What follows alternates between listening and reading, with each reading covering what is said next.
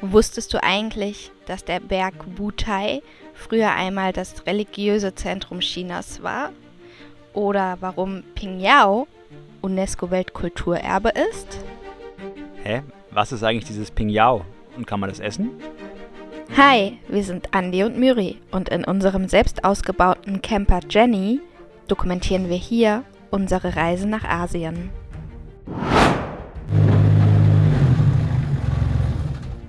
Erzähl mal, was wir hier wieder entdeckt haben. Die Chinesen haben auch richtig coole Camper, also auch so mit LKW-Chassis und so. Guck ich mal den da an. Da. Eben haben wir auch schon einen Iveco mit Slideout gesehen. Ah, der hat auch einen. Das ist so cool. Die haben alle Slideouts. Ja. Cooles Teil. Wie geil. Da steht einfach super. Andi, hast du es gesehen? Da steht super. Ja, auch wieder ein Slideout. Auch wieder ein Slideout. Und da Und ein ist die Klimaanlage drin. Da ist die Klima. Voll das geile Teil. Und hinten Slideout. Ich werd verrückt. 2 Slideouts. Was für ein cooles Teil. Ja, Ja, krass. richtig gut. Und jetzt gehen wir. Ja. Also, Campen ist hier auch voll das Ding.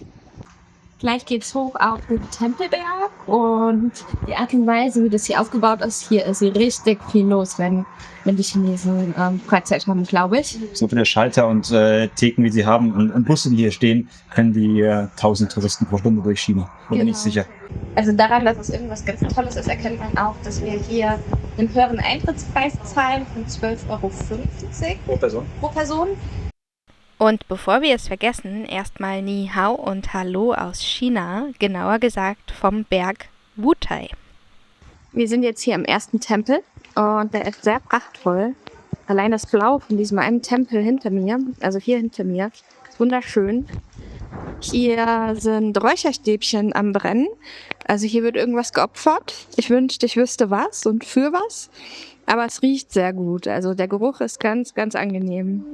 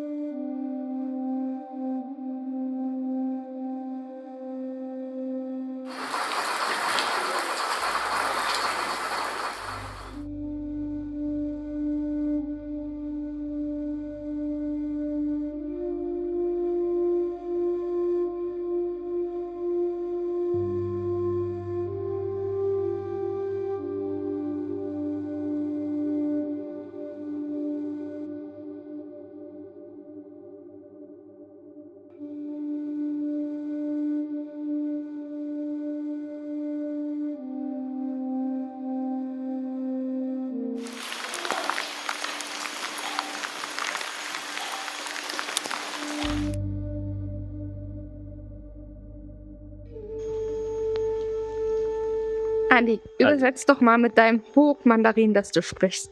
Die Halle der 3 Buddhas ist etwa 5 Räume groß und die Figuren da drin sind speziell und sie sind auch kreativ. Ganz ohne Spaß, was der Andi da sagt, stand da genauso auf Englisch und er hat es einfach nochmal übersetzt.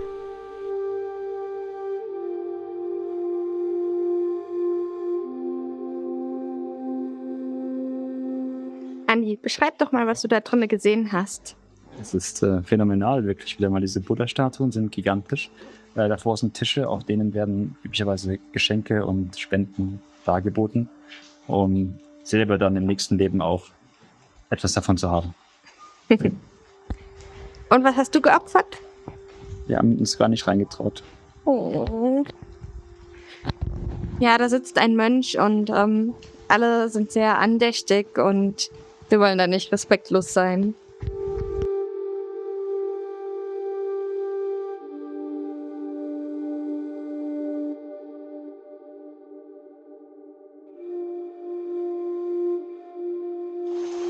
Also wir haben hier ein Kloster, wo auch aktiv Mönche leben, hinter mir. Man kann durch die Fensterscheiben gucken. Es ist eine Halle mit Essensplätzen und es stehen ganz schön viele Schüsseln und Stäbchen da. Also es sind bestimmt 400-500 Schüsseln und Stäbchen dort. Und ich denke, hier ist so ein bisschen die Living Area, also wo die Mönche leben. Ja.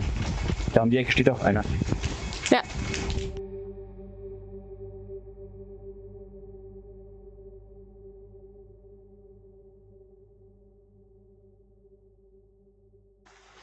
Hinter mir am Tempel werden ganz viele Äpfel und Bananen geopfert. Und die opfert man, damit man im nächsten Leben gesünder ist und ganz viel Gesundheit hat. Wir sind hier auf diesem Berg Wutai, heißt das. Das ist buddhistisch-chinesisch für ein Plateau mit 5 Erhebungen.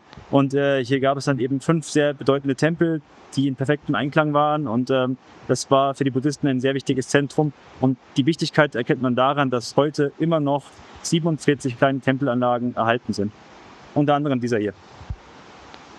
Also wir hatten 2 Portionen von diesen Dampfnudeln mit Füllung, einmal mit Gemüsefüllung, einmal mit Fleischfüllung. Die waren fantastisch. Die werden hier quasi irgendwie gedampft in diesen Dingern. Und das war das schnellste Fastfood, das wir jemals hatten. Die werden da hinten schon quasi aufgedampft.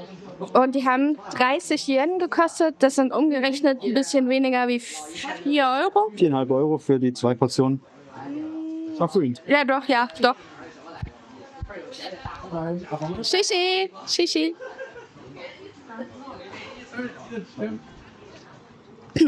Hier kann man Opfergaben kaufen, was essen. Ich wünschte, ich wüsste, welche Opfergaben für was sind. Zum Beispiel diese roten Bänder, die hier überall in den Bäumen hängen. Da scheint irgendwas drauf zu stehen. Und dann hängt man das in den Baum. Man kann hier aber auch eben Obst kaufen zum Opfern. Schmuck, diese Gebetsketten. Oh, da hinten will ich rein. Ich möchte was für unser Auto. Also ich war gerade in dem Shop und habe so eine Bommel gefunden, die schön in Jenny ausgesehen hätte. Allerdings wollte der Mensch 20 Euro haben für die Bommel. Das fand ich doch ein bisschen viel und ich weiß nicht, ob es hier angebracht ist zu handeln. Deswegen habe ich mich dagegen entschieden. Das Coole bei dieser Touristenattraktion ist, dass es ein sehr, sehr weitläufiges Gelände ist, auf dem Busse herumfahren, die man kostenlos nutzen kann. Die fahren die ganze Zeit auf und ab und man kann an verschiedenen Stationen aussteigen und sich die Tempelanlagen anschauen. Außerdem, wenn man es nicht an einem Tag schafft zu besichtigen, wir kamen zum Beispiel erst am frühen Nachmittag dort an und das ist wirklich ein sehr großes Gebiet, hätten auch die Möglichkeit gehabt, am Ticketschalter das Ticket für den nächsten Tag freischalten zu lassen. Aber das haben wir dann doch nicht machen wollen.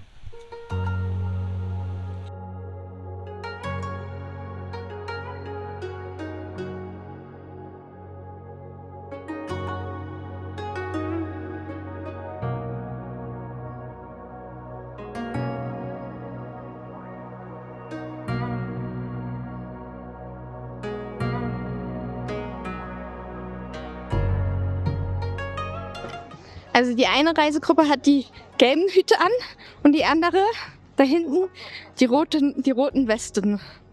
Ja, super. Ich find's cool. Oh, und die haben eine chinesische Flagge dabei. Auch nicht schlecht. Ganz klein.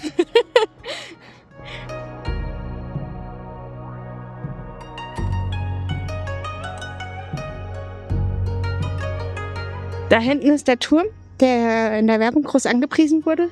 Leider ist er gerade in der kompletten Renovierung und umzäumt von Gerüsten.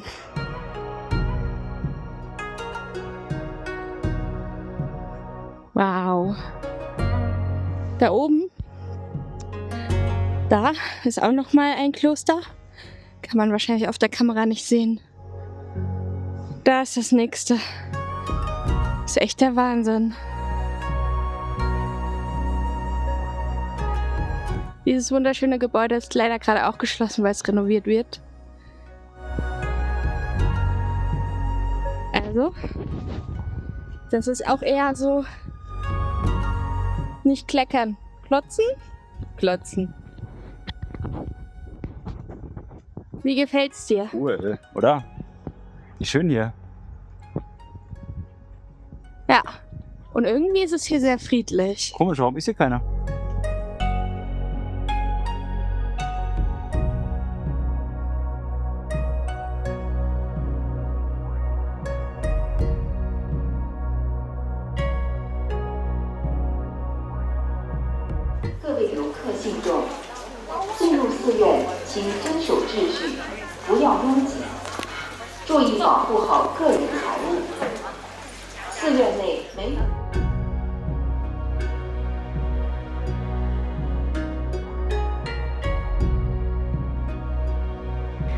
Es waren auffällig viele Mönche von sehr unterschiedlichen, wie sage ich das, Mönchskulturen da. Unsere Religionsexpertin Lone hatte das auch nochmal erzählt. Die konnte die sogar alle auseinanderhalten. Und es scheint wirklich ein sehr, sehr großer Ort für die Buddhisten zu sein. Wir haben davon leider nicht so viel verstanden und wir wünschen uns heute noch, wir wüssten mehr darüber Bescheid. Das ist für uns wirklich kompliziert. So, wir haben das Highlight gefunden. Der hat nochmal 10 Yuan Eintritt gekostet. So ungefähr 1,20 € pro Person. Und jetzt dürfen wir zu diesem Turm.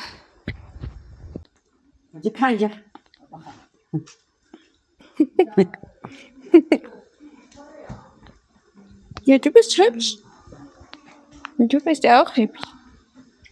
Ihr seid hier die Tempelwachhunde, oder? Oh, du Süßi.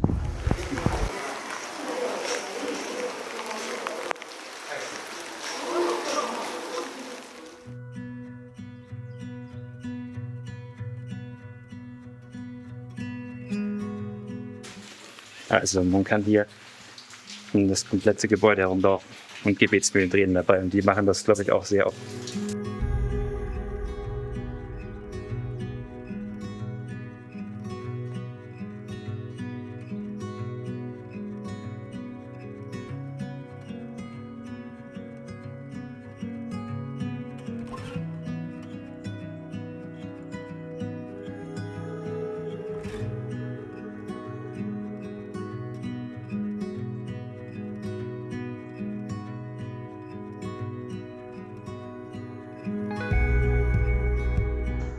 Das sind nur ganz normale Häschen. Das sind ganz liebe kleine Häschen.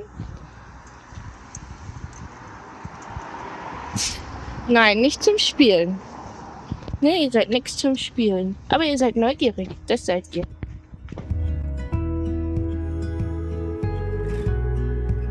Jeder Morgenspaziergang mit Otti war für mich mein Highlight des Tages, denn ich habe festgestellt, mit so einem Hund lernt man ein Land nochmal anders und viel, viel authentischer kennen. Otti und ich haben beim Spazierengehen noch einen Tempel gefunden. Der sieht ziemlich cool aus. Otti, was sagst du dazu? Ja, der ist cool, ne?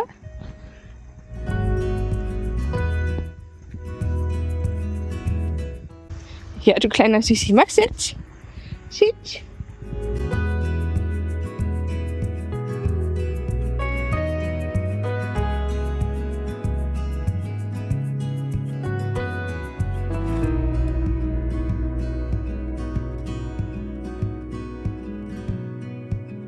Die Berge liegen komplett in Wolken. Es sieht so mystisch aus.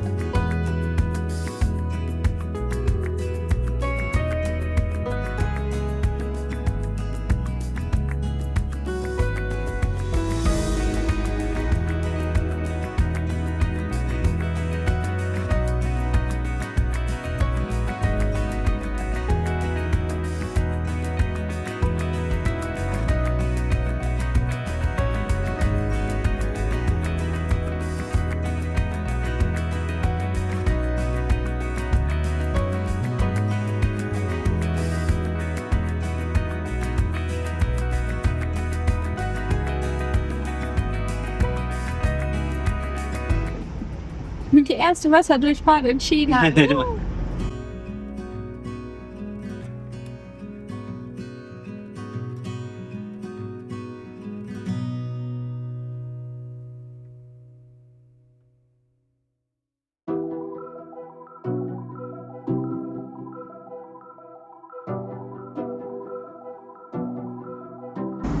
Jetzt geht's wieder auf die Autobahn.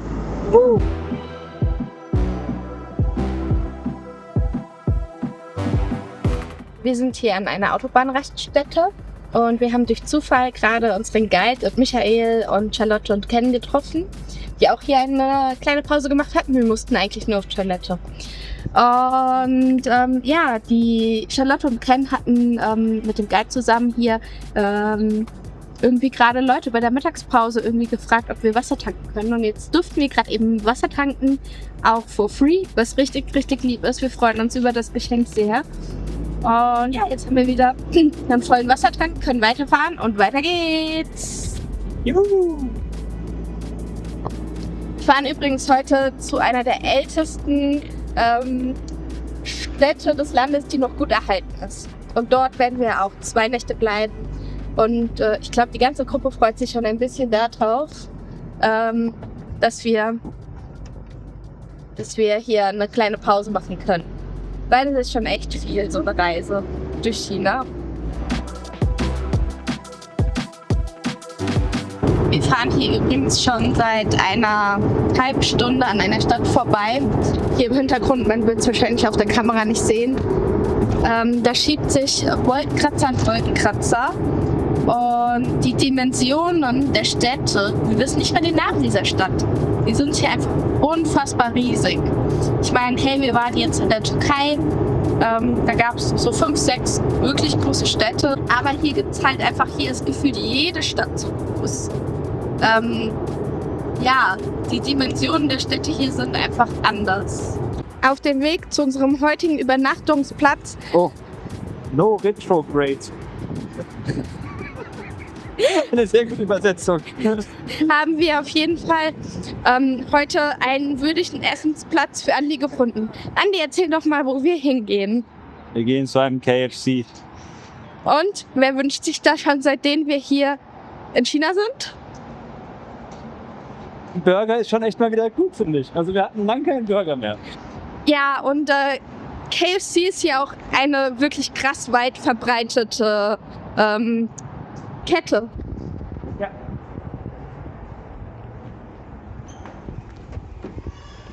Es wird ungefähr so benutzt. Die Leute sagen nicht, ich gehe Hähnchen essen, sondern ich gehe KFC essen.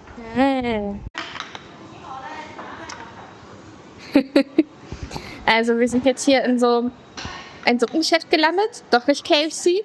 Oh, so schade für das Andi. Aber es ist einfach auch günstiger. Und man kriegt quasi so Beilagen. Wir haben hier Eier, ich habe Tofu und Andi hat Fleisch mit so, das sind so eingelegte Erdnüsse. Und dazu gibt es jetzt eben Nudeln.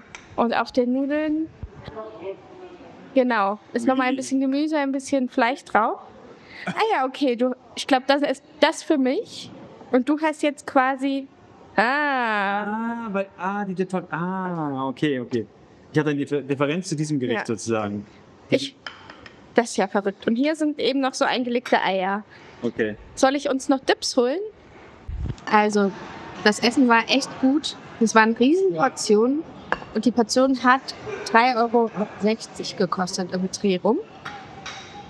Zusätzlich gibt es immer in allen Restaurants heißes Wasser. Das heißt, wir hätten uns irgendwie auch noch unseren Teebecher mitbringen können.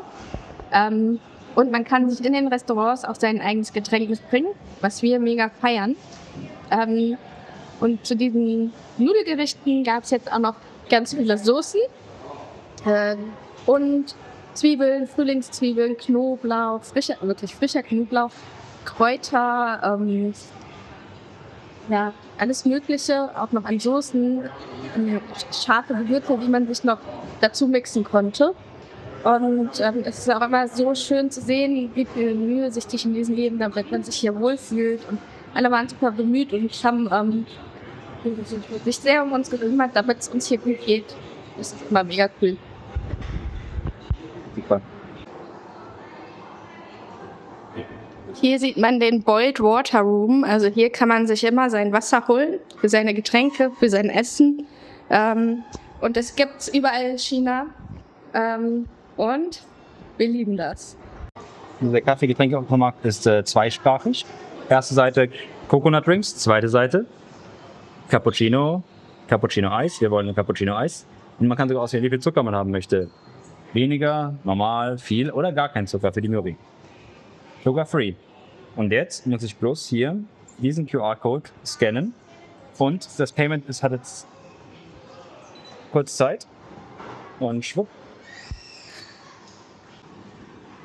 Und erledigt. Cappuccino Eis. Wird jetzt gemacht. Kommt dann hier raus.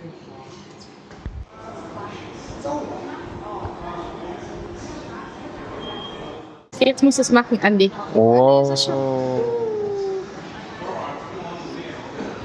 The coffee is ready. Enjoy. Hier ist das fertige Endprodukt und das Ganze kostet etwas mehr als 2 €.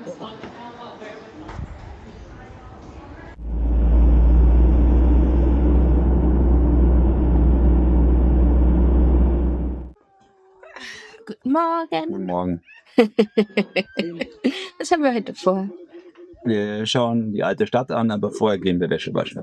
Von was? Die alte Stadt. Achso, Pingzhou. Die älteste Innenstadt. Innenstadt. Ja. Und was machst du da? Online-Shopping. Wir können uns jetzt Sachen bestellen nach Chengdu. Bei unserer Reiseagentur kriegen wir eine Adresse, wo wir Sachen bestellen können. Weil es gibt einige Sachen, die wir doch nicht im Geschäft finden können hier. Zum Beispiel ein Reisdreieckchen. Ja, und Computerzubehör und so dergleichen. Wir gehen zu einem Hotel, wo uns die Agentur ermöglicht hat, Wäsche zu waschen für weniger als 1 € für eine Ladung Wäsche. Das ist super. Und was wollen wir noch machen? Und dann holen wir uns noch Datenvolumen. Denn man kann sich hier relativ günstig Internet holen, wenn man es einfach selber macht und nicht über die Agentur geht. 200 Yuan für 100 Gigabyte, also 2 Yen für 1 Gigabyte. Das sind Also ungefähr der Preis pro Gigabyte beträgt 25 Cent, was ziemlich gut ist. Ja, das probieren wir dann mal aus heute. China Unicorn. Hier ist jetzt unsere Wäsche drin und trocknet. Hier unten ist die Waschmaschine. Und hier hat man dann die 3 Yuan eingeworfen, also pro Waschgang 3 Yuan. 33 bis 45 Cent. Warum? Wir gehen jetzt in die alte, antike Stadt von Pingzhou. Die älteste chinesische Altstadt, die alt ist. Und antik. Ja, die historische Altstadt hier. Man sieht auch hier wieder, wie Menschen in traditionellen Gewändern herumlaufen. Und mittlerweile haben wir erfahren, dass wenn man mit traditionellen Gewändern solche kulturellen Sachen anschaut, dass man dann die Eintritte erlassen bekommt. Denn das Land China möchte quasi seine kulturelle Vergangenheit fördern. Hier kann man sich die traditionelle Kleidung selbst leihen und kann so durch die Stadt laufen.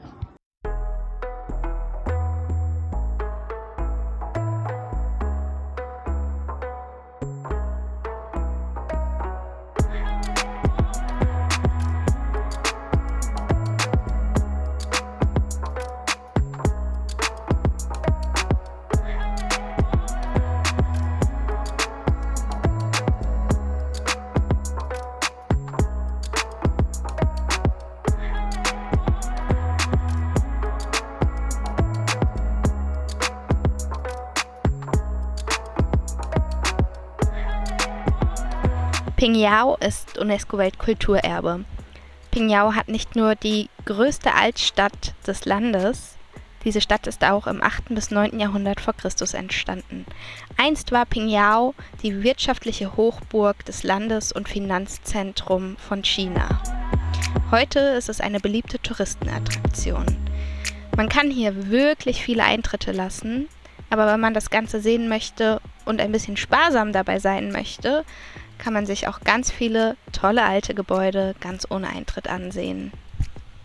Das Coole an China ist, dass man immer und überall öffentliche Toiletten hat, für die man nichts zahlen muss und die auch wirklich in der Regel sehr ordentlich und sauber sind. Daumen nach oben dafür.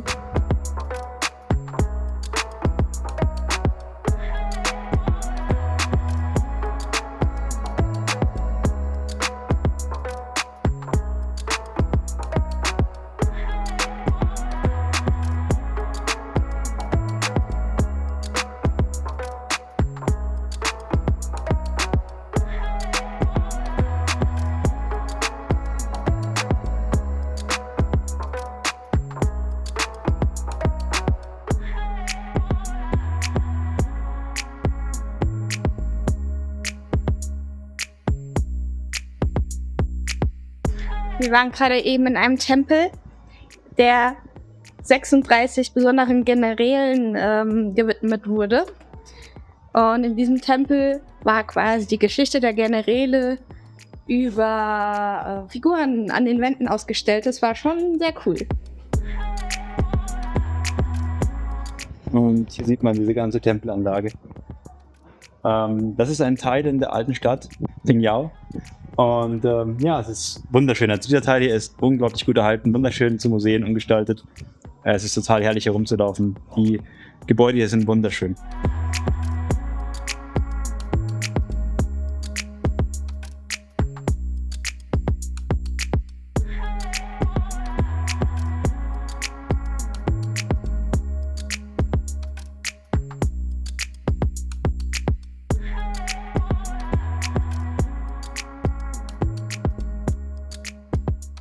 Ja, man ist mittendrin hier.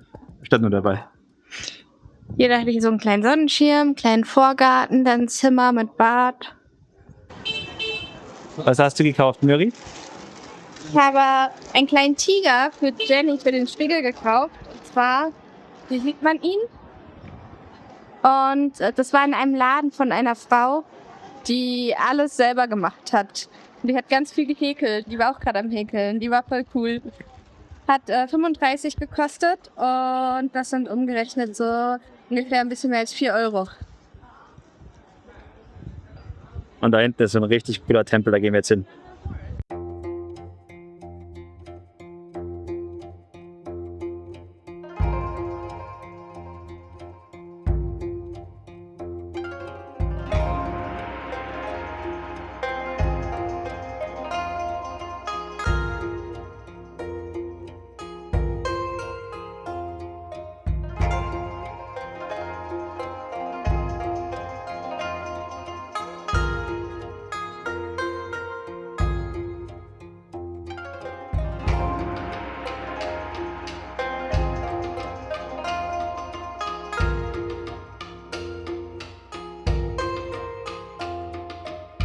Aber fliegt sie nicht weg? Die haben ja die Flügel so gestützt, dass sie nicht fliegen kann, ne? Du armes Ding. Okay.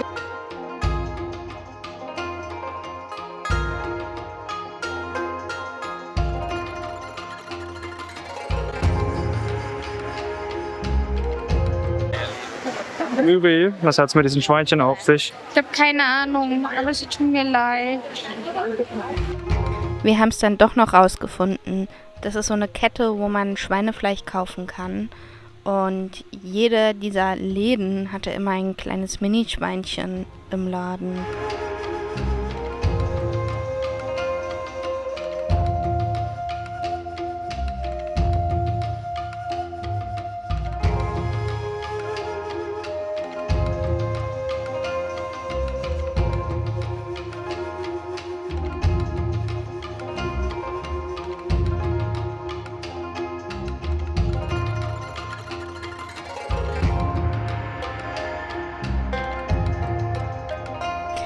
Wir waren sehr beeindruckt von dieser historischen Altstadt. Wir konnten nicht aufhören, uns jede Ecke genau anzuschauen und wir hätten noch so viel mehr filmen können.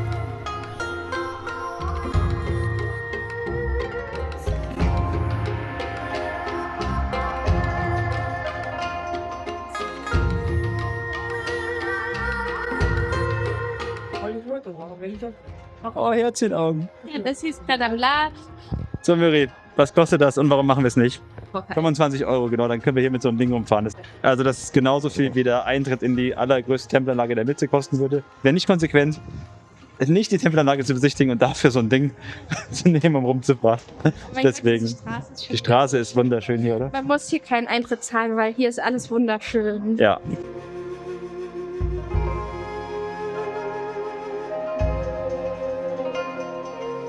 Also es sieht nicht so renoviert aus, aber hier ist ein kleiner Garten, was sehr cool angelegt aussieht. Und eben noch so ein altes Haus. Und ich finde es so schön, wie die Dächer so nach innen gehen zu diesem Tor. Sehr hübsch.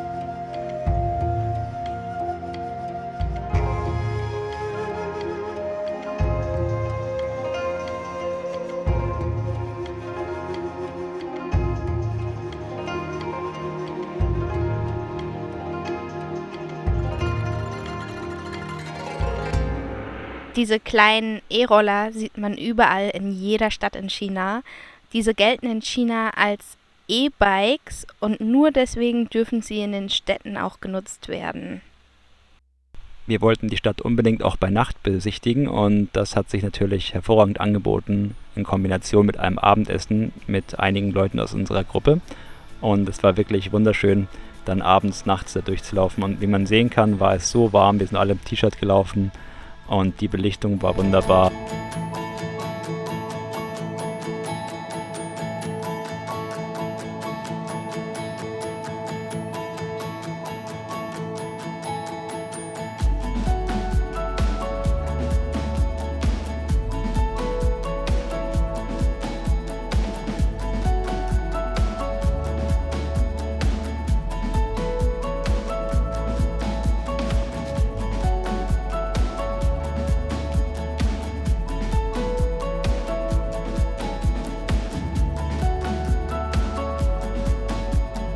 That's to Ido.